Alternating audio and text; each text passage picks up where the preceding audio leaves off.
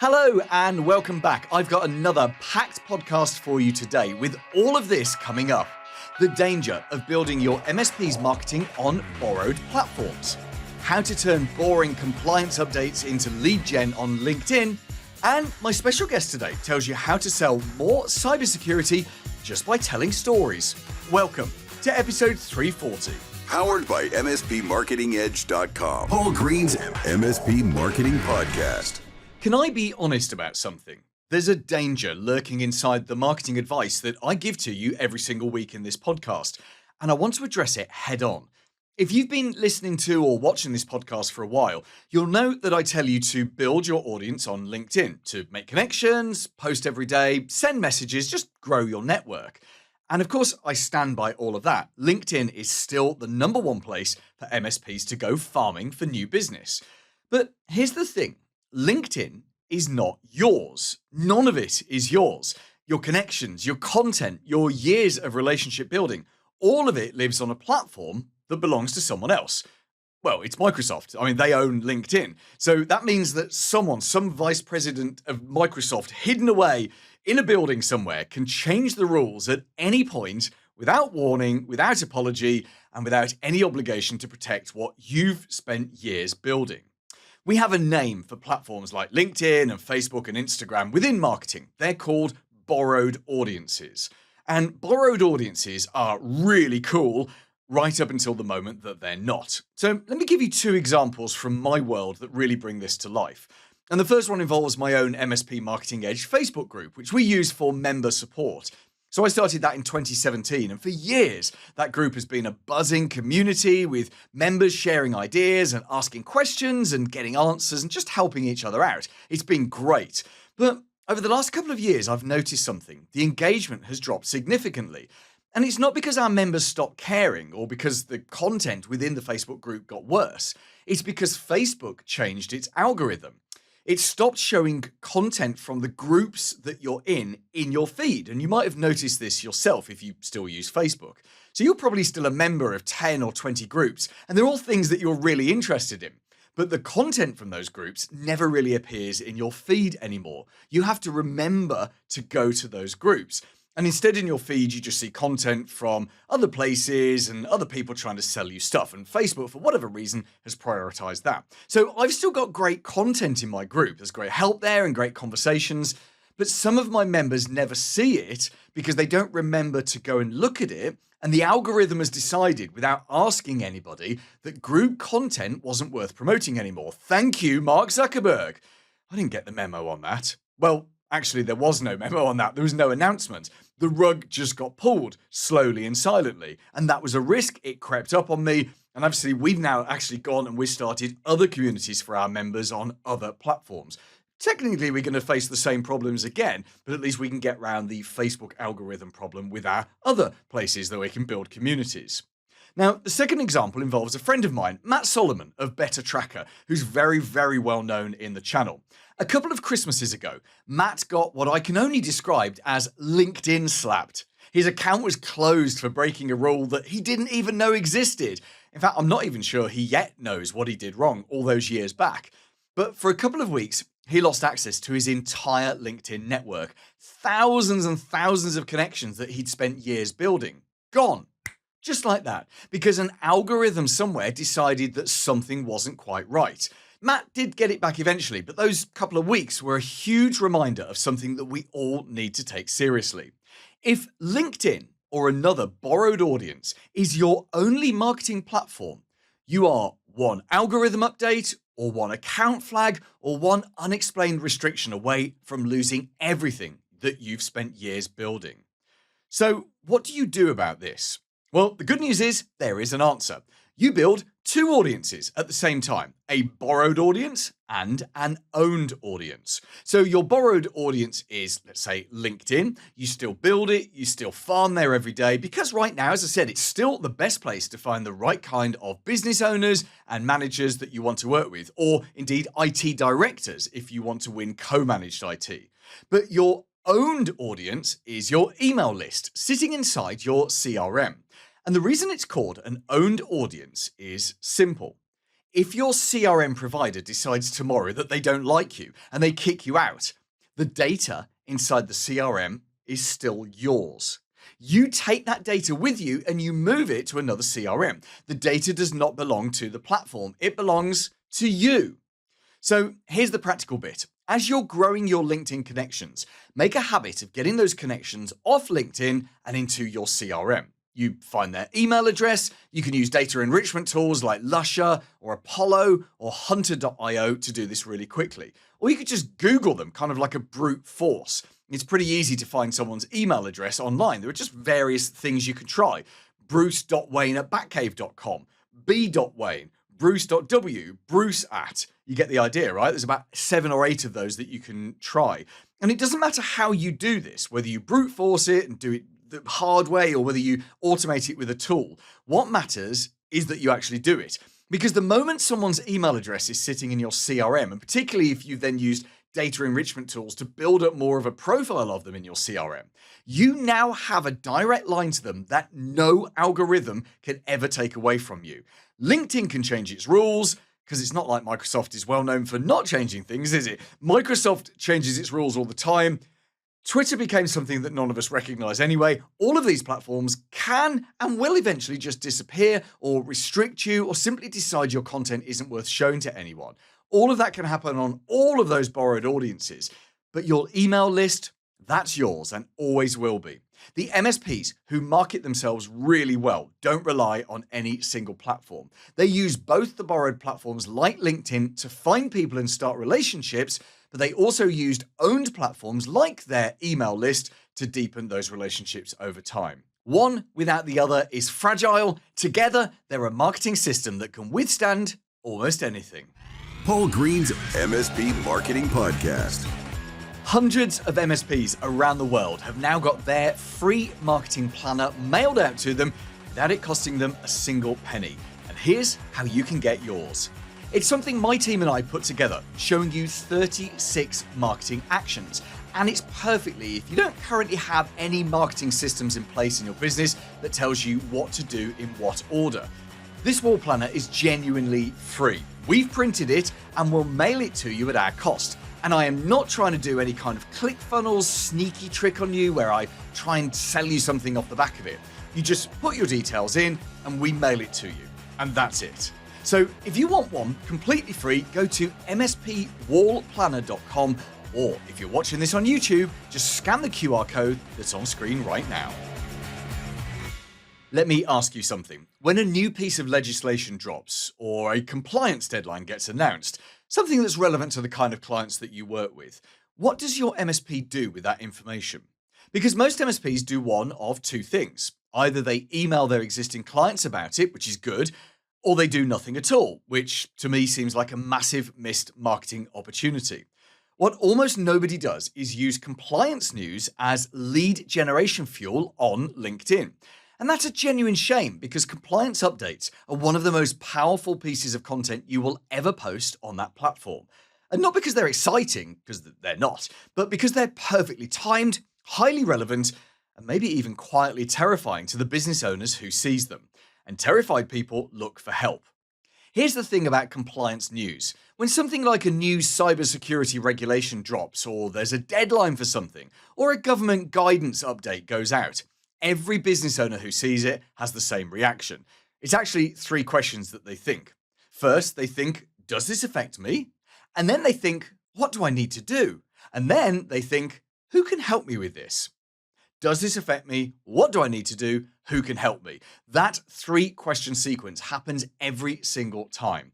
And if your MSP is the voice that surfaces in their LinkedIn feed at that exact moment, explaining what it means, whether they need to worry and what their options are, then you're not just posting content. You are positioning yourself as the expert they need to talk to right now.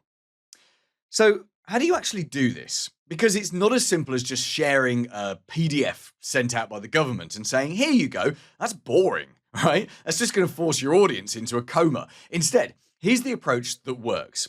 First, do watch out for the news before your prospects see it. So subscribe to alerts, updates, government cyber bulletins, whatever is relevant in your market.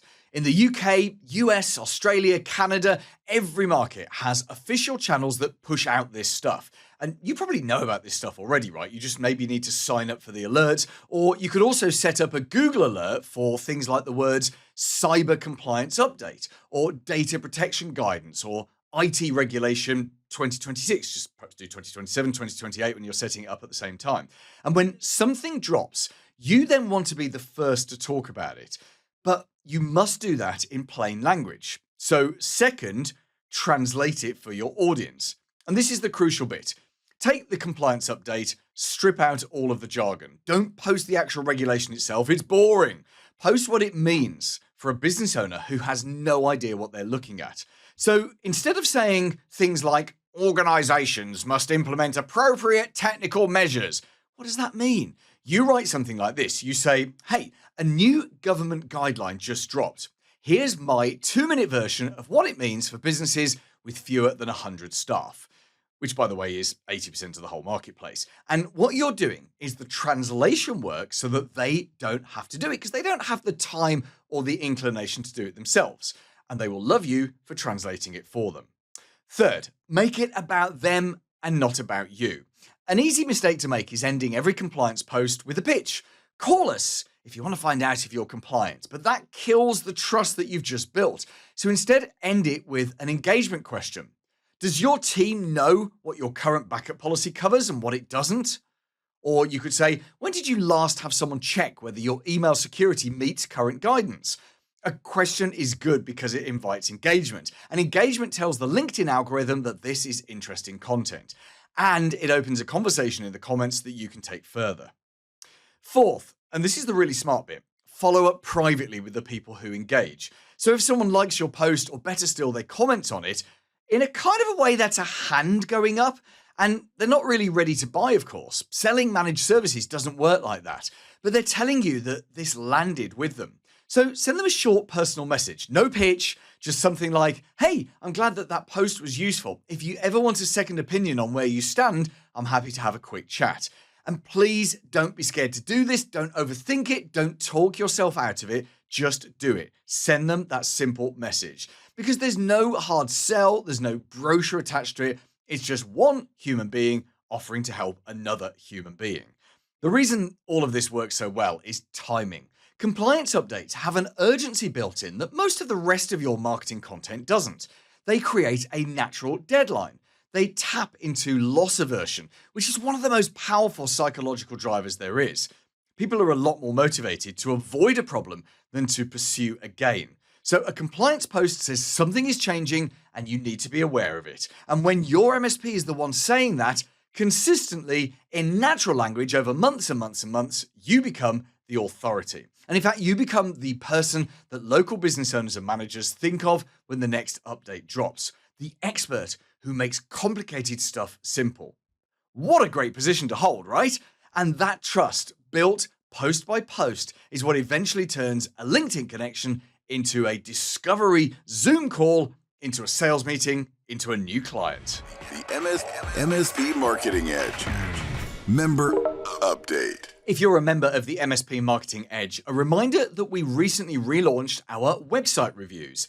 Every month, I pull one of our members' websites at random and I do a full review based on our specific framework that we've created to help you create a website that converts traffic into leads. Now, you can enter your website into the draw anytime in our member portal. You just go to portal.mspmarketingedge.com/website reviews. And if you need a more urgent review, perhaps as you're about to do some review on your website, there's also details in our portal of how you can get a member of my team to give your website a quick going over.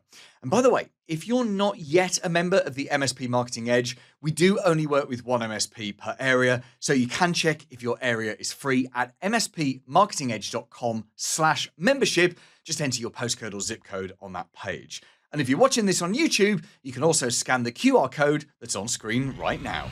Paul Green's MSP Marketing Podcast. Every MSP wants to sell more cybersecurity to their existing clients and also to the new logo business that's starting with you. And that makes sense because the more protection they buy from you, the more protected they are, And actually, the more protected you are. I realize that security is probably the one thing that's most likely to keep you awake at night, right? Well, if that is the case, you're going to love my special guest right now. He is a true expert at selling more cybersecurity, and his approach to it is very natural and very authentic. He believes you can turn cybersecurity into compelling stories that you tell to your clients. Hello, I'm Adam Pilton. I'm a cybersecurity advisor at Heimdall Security. Thanks so much for joining us on the show, Adam, because we're going to talk about something very important today. How do you persuade more of your clients to spend more on cybersecurity, to protect themselves, to listen to you, and actually realize how big a deal it is? And as we are here, sort of getting towards the middle of 2026, you and I know that cybersecurity is 50 million times more important than it was last year and the year before and the year before that. But the ordinary business owners and managers out there, they don't know that. So that's what we're trying to do in the next 10, 15 minutes or so, is to give the MSPs who are listening to this or watching this on YouTube some weapons, some tools that they can use to help business owners to protect themselves. So let's first of all just delve into your background. How did you end up with a fantastic job like the one you've got right now? Certainly, yeah. So my background is in law enforcement. I was actually a police officer for 15 years. And latterly, I led something called the Covert Operations Management Unit, which was 3 distinct teams. The Covert Authorities Bureau, the guys responsible for obtaining lawful authorities in relation to covert activity, whether it be real world surveillance or the online world hacking accounts. Second team, communication data investigators, the guys and girls responsible for obtaining communications data from like Google, Facebook, Apple, and then locally from telephone and internet service providers. And then, as you're probably expecting, the final team, the cybercrime team, conducting cybercrime investigations, but also providing that tactical digital support in relation to traditional investigations, whether it be harassment through to murder. Amazing. And what was one of the most astonishing, or some of the most astonishing things that you saw during your law enforcement career?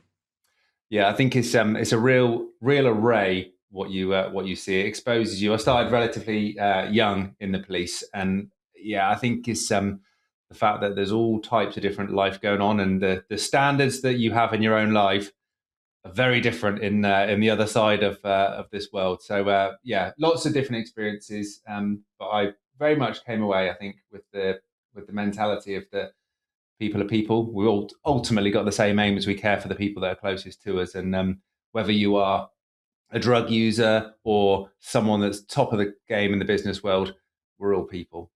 Yeah. Yeah, and I guess people are predictable to a certain extent, which I guess the police rely on that, don't they? That predictable nature, and we all screw up as well, which I guess is Exactly. another important part of it. Yeah. So let's talk now about helping to protect business owners from themselves. So you talk to loads of MSPs. Yeah. What do you think? Well, let me before I ask for your advice on what MSPs can do. Where are we right now? So what's the kind of, because you know a lot more about cybersecurity than perhaps anyone else, because anyone else listening to this or watching this, because you're right there at the front line every day. It's not just an aspect of what you do, it is what you do. So where are we right now in terms of awareness from business owners, in terms of their willingness to invest, in terms of their compliance with what their managed service providers suggest to them? Yeah, I think it's on their radars for sure. Business owners now recognize cybersecurity. They understand there's a degree of importance to it, but we're still at that point, no further. There's that motivation to actually take action. There's that lack of confidence. There's that not sure. There's not enough money. And quite often I'll speak to MSPs and they'll say they'll have multiple bundles. Bundle one, the beginner level, then you've got the medium, and then you've got the higher tier, the premium tier security package they offer. And the majority of their customers, they take budget, because it's really difficult for business owners to understand that cybersecurity has different levels. And yes, you might be spending what you deem to be a lot of money on cybersecurity, but it doesn't make you secure. Even at the premium level, you're never 100% guaranteed. So business owners, I think, struggle with understanding that they need to spend maybe a bit more money than they'd ideally like to, in order to give them the level of protection they want. And I think we're very much stuck in a compliance stage at the moment, as in ticking boxes to get certificates, which give us a false sense of security. Yeah, or yeah, I can understand that. And do you think that sort of mismatch with the business owners and the MSPs is because in the channel we're reading about it every day, we're seeing what happens when companies get breached, talking to people like yourself, whereas business owners, unless it's happened to someone they know, it's not real, is it? It's almost like being burgled, I guess. Yeah, that's exactly like it, and that's exactly how I'd always try and explain it. Bring it into something real world that everyone can understand. Even if you haven't been burgled, you could imagine what it would feel like to some degree. It wouldn't be a nice experience, and yeah, exactly that. So we need to compare it to things that are realistic. And for most business owners, yeah, their LinkedIn feeds, their news feeds, their social media feeds are going to be from peers, so they're not generally going to be talking about cybersecurity. Whereas like the likes of you and I, maybe MSPs, we're going to see a lot more about cybersecurity. It's going to feel more real. And obviously, myself, having dealt with cybersecurity for the police for a number of years, I've seen it from all angles, from the victims to arresting the cyber criminals themselves. Yeah, I can imagine. There's a story, I think I've told it in the podcast before, where I once, very, very long time ago, like 25 years ago, I lived in a city called Nottingham in the UK, and I lived in the rough part of Nottingham. We got burgled twice in 6 months. And it was funny, after we'd been burgled the second time, and sort of word got around the neighbours, burglar alarms started appearing on some of the houses. So, that street, and we were perhaps the worst house in the street, but once it was the guy next door or the guy two doors away, it actually became real for them, and people actually started to think about prevention because of what happened to us. And I would imagine it's exactly the same with cybersecurity right now. So I know that you have a very robust three-pronged approach, which you recommend that MSPs use. Can you take us through what those three prongs are, and sort of perhaps go into some detail and just explain why you would use each of the three prongs when talking to business owners? Yeah, certainly. So trust, clarity, and storytelling are the three prongs I use. So trust is really important, and it's becoming day by day even more important. So if I say to you fake news, AI generated content, deep fakes, that's the angle I'm thinking of right now. We no longer know what is true or not. I was watching a video the other day on YouTube, and I was questioning at the end, is it real or not? And I didn't know. I still don't know.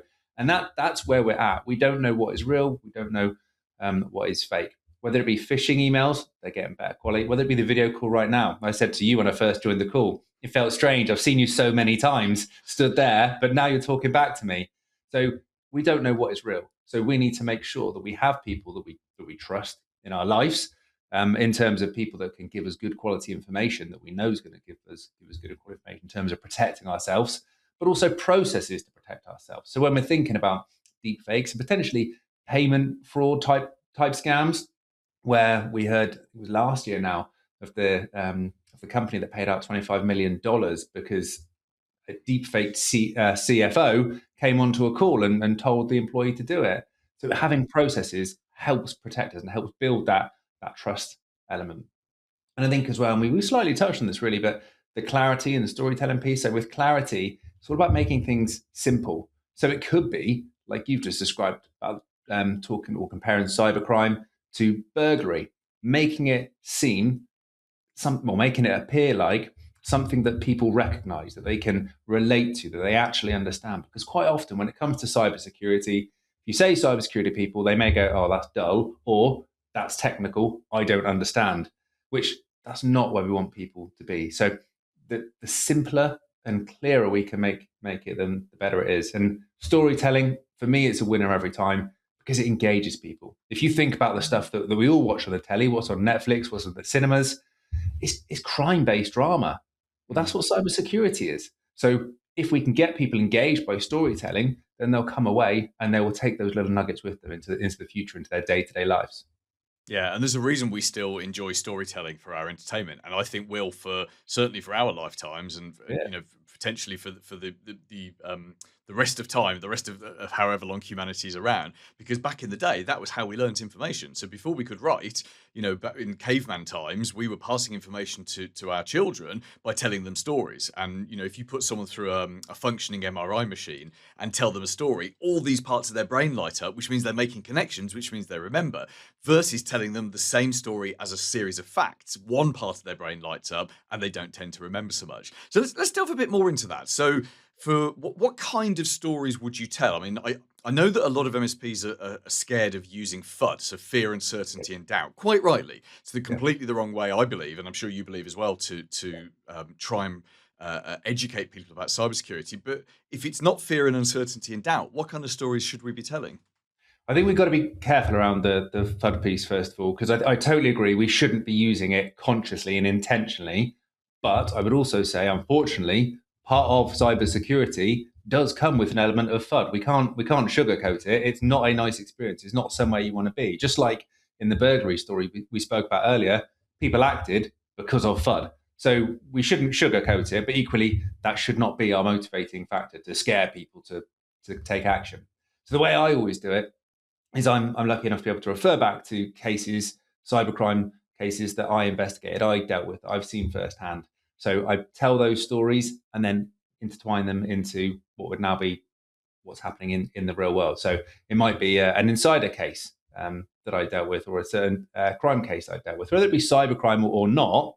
Use that story to then draw in the comparisons of an MSP's life, a business owner's life, and then bring to them the sort of moral of the story being the action they need to take, the things they need to be thinking about. But by doing that, it engages them and they are passively learning rather than having to sit through a presentation, hopefully, rather than having to sit through a presentation while they're waiting for the end.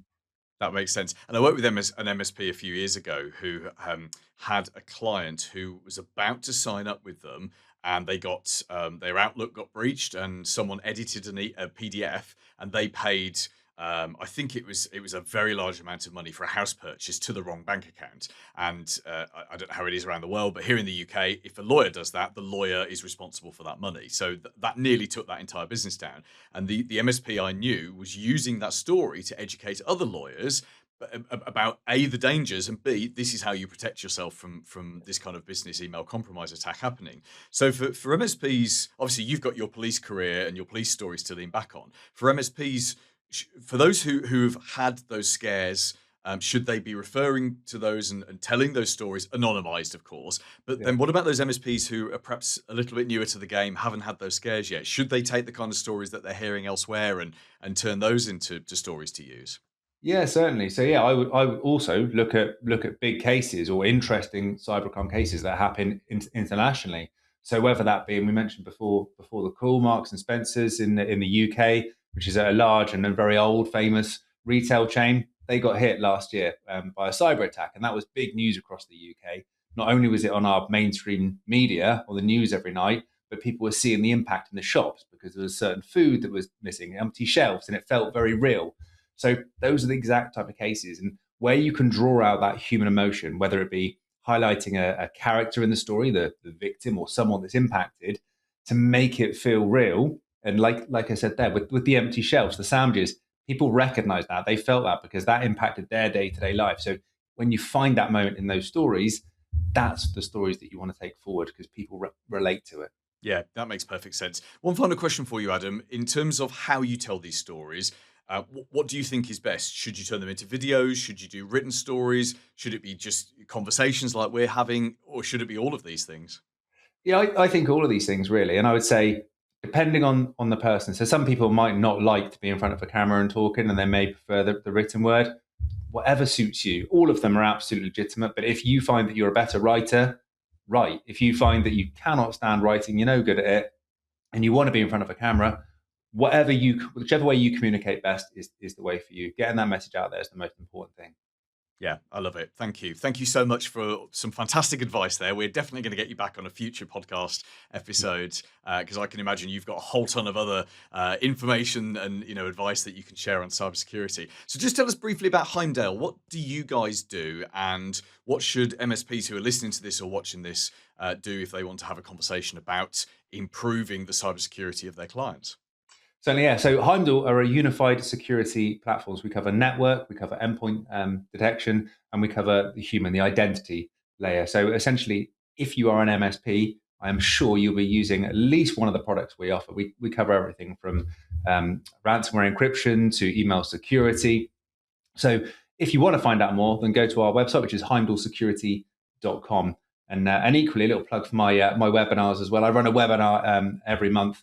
So heimdallsecurity.com/webinars, where I run one webinar is a product webinar, and the other webinar is all about threat intelligence, the latest threats from that month. We have guests as well. So those two options are a way you learn more about Heimdall.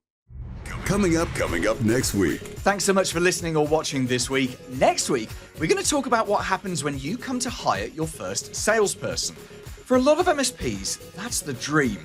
If you hate doing sales, then hiring a salesperson to do it for you seems perfect.